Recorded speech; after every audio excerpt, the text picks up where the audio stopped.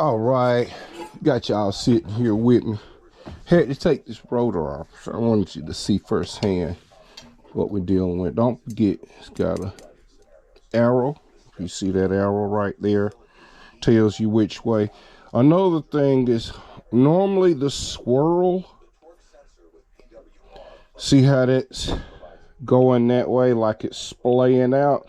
The swirl has pressure against it. It goes the opposite way. So instead of like a hurricane, it would go counterclockwise. Normally that's how your brake is going to go. It gives it more strength into the material going against. See how that strength is going that direction?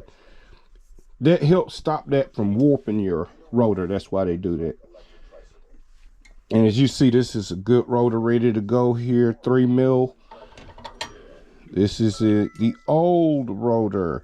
It is not 3 mil. As you see, they are different. Let me pull them up there close so I can get a good look. See the thickness?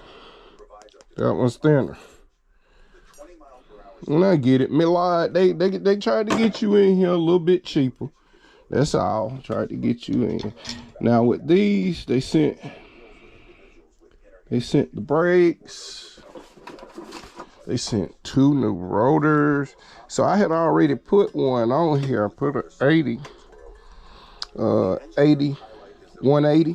I'm gonna take that 180 off. Eventually I'm going to 205s on both of them.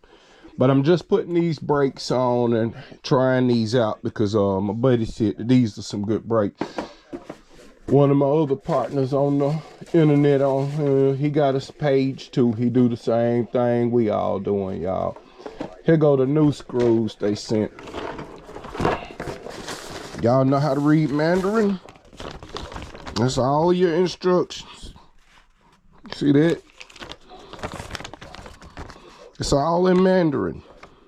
Now, if you don't know how to read Mandarin, take your phone and point the camera at it, and you should have an app on your phone that'll open up and translate for you. So you'll have to like take a picture of, like I got a picture of this little square right here, and then I did the translate. So I got all of this in English. But guess what? All of these instructions are just the same settings that we already know. So the settings you get generally for pretty much all of these is the same. Is they go to P1 through 20. It's the same settings. So revert to your old school if you don't have that or anything. But with these, make sure you use, I'm putting these back on with these 6. See, they put them in there. They already got the Loctite on them. So they gave you new screws.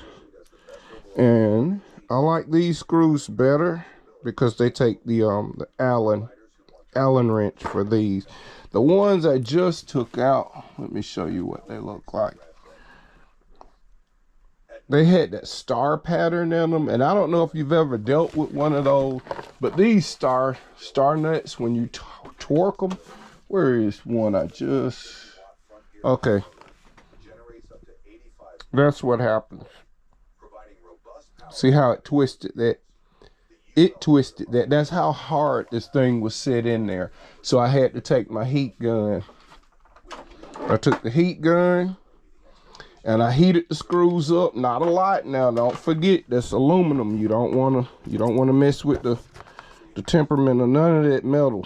I don't like to really use heat like that, but because I learned a long time ago, one of my buddies, he said that you don't know what you're doing with that heat. You can take the temper out of the screws and then you can't reuse that screw. It'll break off. He said he can tell a lot of time when somebody have a screw that break off like in an engine block. He can tell somebody heated that before and then reused that screw thinking it was good. Mechanics have bolts. They order them like sleeves of them. They got tons of bolts. Like I got boxes of bolts and stuff to I don't have one. This is like when you're really serious, you got stuff like this. You got multiples. You don't have just 1 or 2 sitting around. And that's what helped keep you going. That's what helped keep it all floating for you. Hold on, I gotta get the right one for this. I think it is a 3. No. I think it's a 5 millimeter. Let's try that one. No.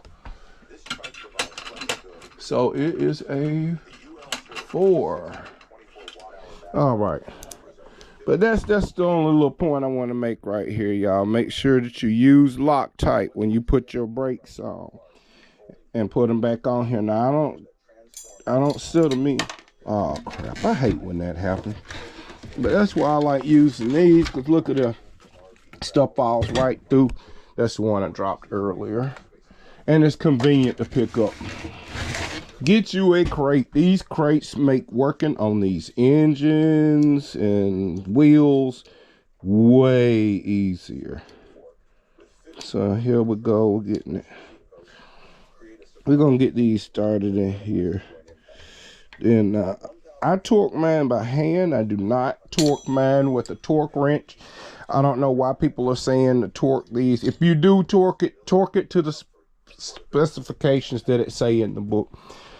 Don't try to hand tighten and torque this. You want to, I know exactly where to torque this at because I done a bunch of them. So my hand is trained to it. I know where I'm going to torque that at because I know where the torque is to take it off.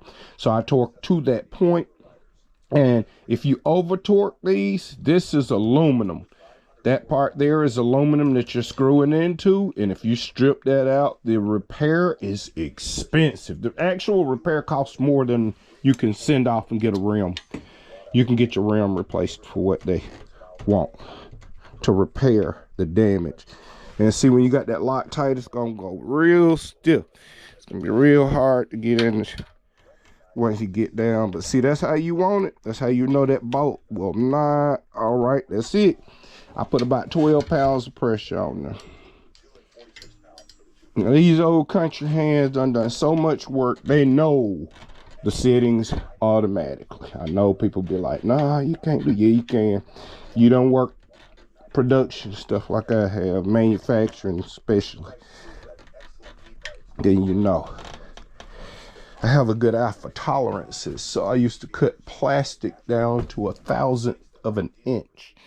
I've cut plastic, I've cut coatings for the Apache helicopter. Yep, had the government standing right over my back because they had to make sure all that material went with them. Can't tell you no more than that.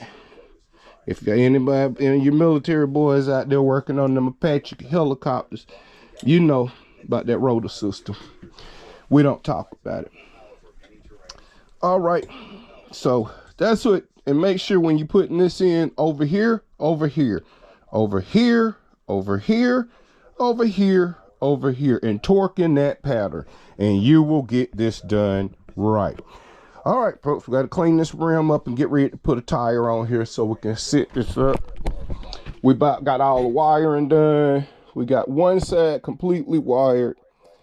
So the 52 volt system is on the right hand side. It's wired up. Now we're putting everything in. I'm plugging everything in because I want to run the, let's see, right hand side will be, yeah, right hand side is 52 and this left hand side will be my 72. So I'll be putting everything under the rails over here. Everything will be enclosed in the frame. As you see, it's got a point right there. It goes up in there and comes in on the inside in there. So it'll be very neat and clean. It won't have a bunch of stuff hanging off of it. I haven't set that yet. I got to put the rim on. That's why we're getting ready to take it outside. Had to finish getting a pedal assist, so I got a pedal assist on the other side that goes to the Melod system. I left it in its original position, and this one I wasn't sure, and the fact that I'm not going to use this a lot, see, that has to be where I can adjust it. I got a zip tie. Oh, be careful. So I use a zip tie to put that on. I got to put another one at the top part that'll go right there, and then I'm gonna put a little bead of glue just to help that to not move. And then all you do is it's right there. So see, that one will pick up the pedal assist, We got it plugged in. Controller plugged in. That's another power source. That's for the hall sensor wire.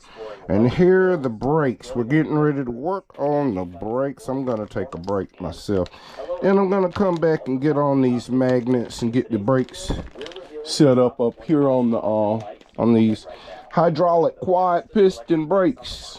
These bikes feature long-range batteries. Going with a good, it's a light motorcycle brake. So this is what was suggested by my my mechanic. He's used these before, and he said these are very, very good. See the difference right there? Professional, real good brake system. He didn't say he put his life on the line and everything, but he said this is one of the better ones, better system. LMXT. And you're gonna trip out when you pull them up, because they're going, okay, now they got different ones. One that you will pull up like this one. Okay, I got this one because I wanted to make sure that these didn't have the let me come over here so y'all can see the little connector, 2-pin connector for the brakes, because I got that. I disconnected the MELOD brakes, and if I have to, if they don't work because it says brake error, what I'm gonna do is I'm gonna take the old brakes, take pins off, solder the loop closed, and then plug it back in, so that they read that they're engaged the whole time. And I got a wire. I'm waiting on my solder to get here, a little soldering set that I got ordered. I couldn't find all my stuff from my old one. Anyway, so we got that. Got to get it ready to finish tacking that down. And y'all, we getting there. We getting there. I think we're gonna be able to fire the power up on this thing. I might power it on this evening just to check, see what it looked like. See my new screen on there. I got the screens. Hold on, so y'all can see what we're working with.